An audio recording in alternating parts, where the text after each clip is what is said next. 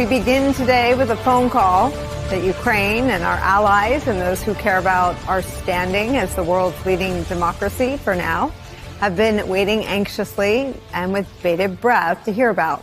Donald Trump and Vladimir Putin spoke for more than an hour and a half today. Both the White House and the Kremlin have released a readout of the call on their own.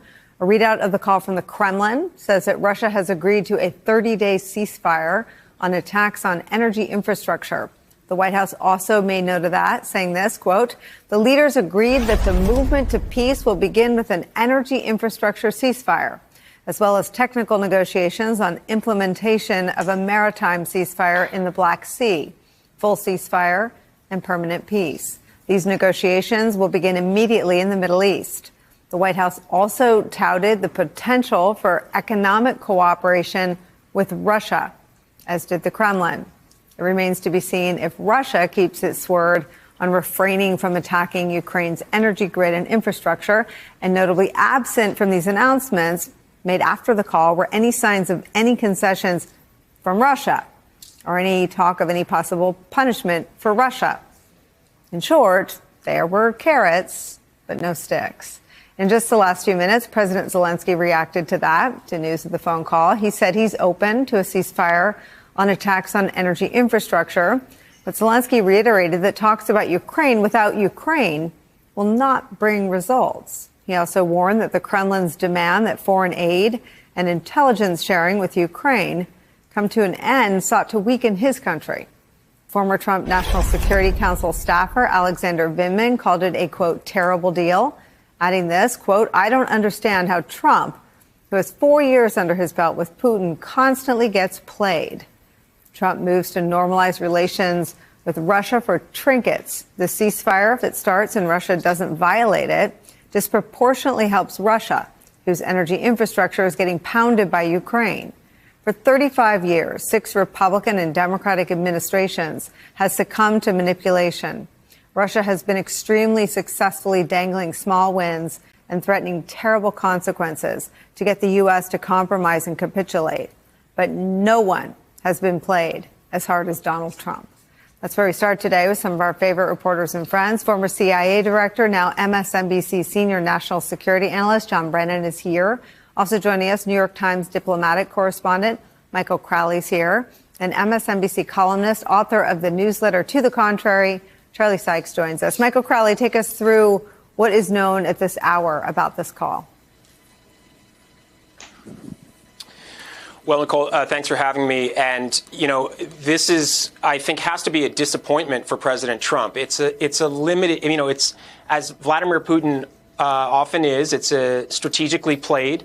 It's a very limited concession by Putin to agree to a mutual halt on strikes on energy targets by both Russia and Ukraine. And in that sense, it's not a flat rejection of the ceasefire proposal that the U.S. and Ukraine were able to draw up in Saudi Arabia a week or so ago.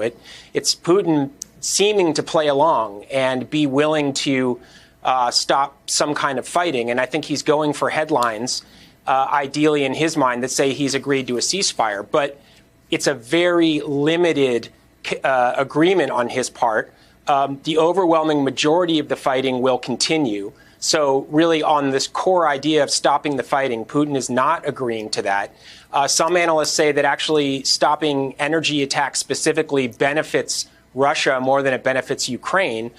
And more generally, and I think more importantly, Putin reiterated, you know, very extravagant demands that he's been making of Ukraine, the United States, and the West, saying that all military assistance has to stop. Intelligence sharing has to stop. No more military aid to Ukraine. And he continues to talk about the root causes of the conflict. He's looking for, it appears, huge concessions by Ukraine and basically capitulation by Ukraine and the West. So superficially, it looks like he wants to make a deal. But more broadly, I think he is playing rope-a-dope, playing for time, and feels like he has the upper hand here. He just doesn't want to give Donald Trump a flat no that will potentially poison the friendship that's burgeoning here between Trump and Putin as they try to reset relations between the U.S. and Russia. I mean, Michael, let me just level set, though, with he may not have wanted to say no on the call, but his actions say hell no. I mean, this is Times reporting Russia escalated sabotage to pressure U.S. and allies on Ukraine. Russia significantly stepped up its sabotage campaign over the past 2 years as it sought to pressure Europe and the United States to curb their support for Ukraine. The report by the Center for Strategic and International Studies is one of the first that tries to quantify the scale of Moscow's covert campaign that targeted underseas cables, warehouses, and railways. It found that Russian attacks in Europe quadrupled from 2022 to 2023, then tripled again from 23 to 24.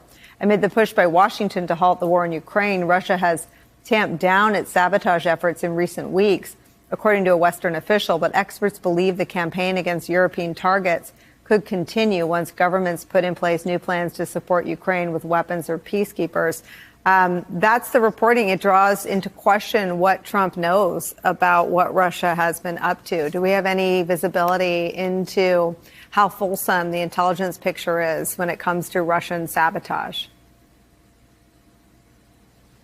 Yeah, there's a lot of intelligence on this, not just from the U.S., but European governments who are focusing enormous amounts of resources on this. And some months ago, I forget which countries exactly, but some European nations detained a Russian ship that was, I think, posing as a fishing vessel and was suspected of sabotaging underwater cables, maybe by dragging an anchor. So they're not only stepping up their intelligence, they are looking to act on it. But it's not something that I've heard the Trump administration talk about in the least. Now, what they'll say is, look, we're trying to do a deal with Russia. Don't measure us by our words. We don't need to get into a shouting match with Moscow. We need to stop the war.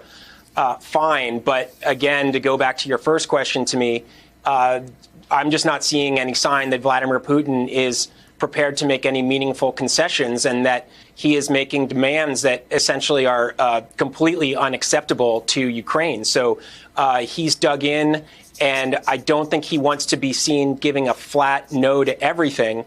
So he's saying yes to as little as possible to something that probably would benefit him, but again is making maximalist demands.